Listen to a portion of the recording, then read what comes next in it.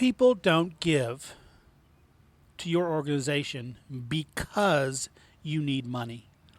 That's just not the case. They give because we have an innate need to make a difference, to be happy with ourselves, to be able to lay down at night and meet our Creator, however you view that to be, in a way in which we feel like we've made a difference, especially as we get older. Now, if you're 22 or 23 and watching this, your concept of what you leave behind is very different from somebody who is 60, 70, 80, 90. Because as we approach the end of our physical life here, we begin to think more about, we recognize our mortality, and we begin to think very deeply about what we are going to leave behind for those who come after.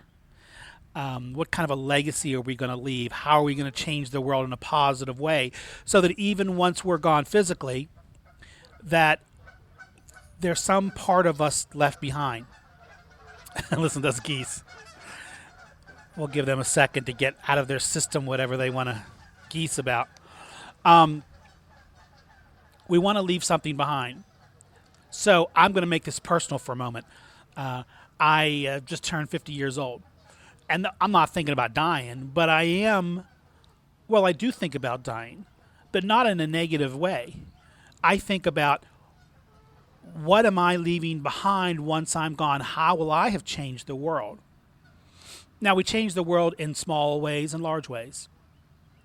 And for me, I feel like if I smile at somebody and it brightens their day a little bit, I've changed the world in a small way. But that tends to have a short-term effect. Whereas if I contribute to something that's going to live on after me, like a program or an effort, then I feel like I've contributed in a much more significant way that lives on past this physical life. So this is something you have to really keep in mind when you're talking to donors about giving. Now, clearly, there's a difference between somebody walking out of a grocery store and buying a box of cookies or dropping some money in a can. There's a different mindset going on to some degree. Some people just have the gift of giving and they just give. Okay, it's difficult for me to walk by anyone who's asking for money and not give them money. I don't know why, but it is. That's something I feel like I need to do something, and it's a very personal thing. And to be honest with you, I don't really care what they're doing with the money, because what they do with my gift once I give it to them, in a lot of respects, is between them and their Creator, not me. The action happens, for me personally, the action happens when I give. The act of giving is what changes me. What they do with that money is what changes them. And I'm more concerned with what changes me, not to be so selfish, but I am concerned about what changes me more than what changes them, at least when it comes to giving. So if I give someone on the street $1 and they go buy whatever they buy with it, that's not of my concern. What's of my concern is that I had the heart of giving and compassion that I gave. Why I say all this, because when you're talking about donors, that makes a big difference.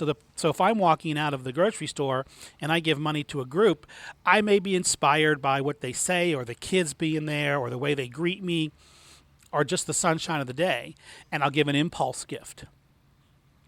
And this is where I tell you to make sure you get the information, because then they could call me back when they call me back to thank me, and we'll talk about the whole thanking process in another video. But when they call me back, that's when they can begin to explore who I am, what I'm about, what my giving goals are, all those things, so that they can begin to tap into the real reason why I give.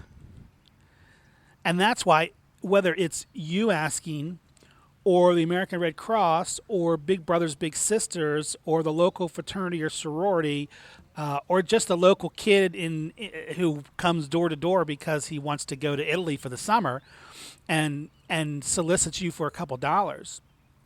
It's interesting because why you give to each of those organizations is somewhat the same no matter what the organization or the person is.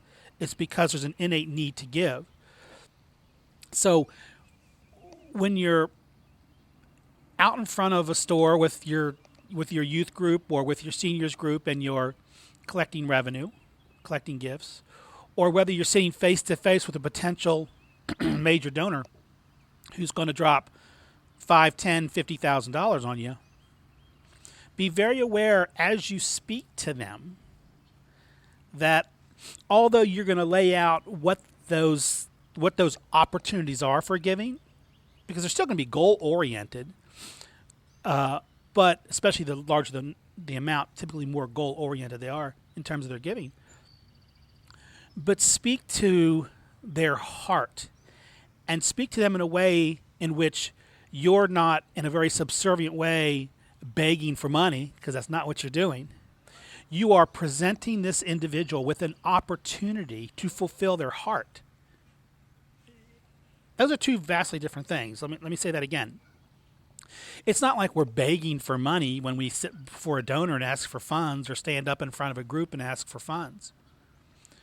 We are providing an opportunity for that individual to fulfill a very natural need to contribute to the world in which they live in, and to know that when they lay their head down at night and they think about what occurred that day, they can feel some deep personal satisfaction that they have made a difference in the world in which they spent that day.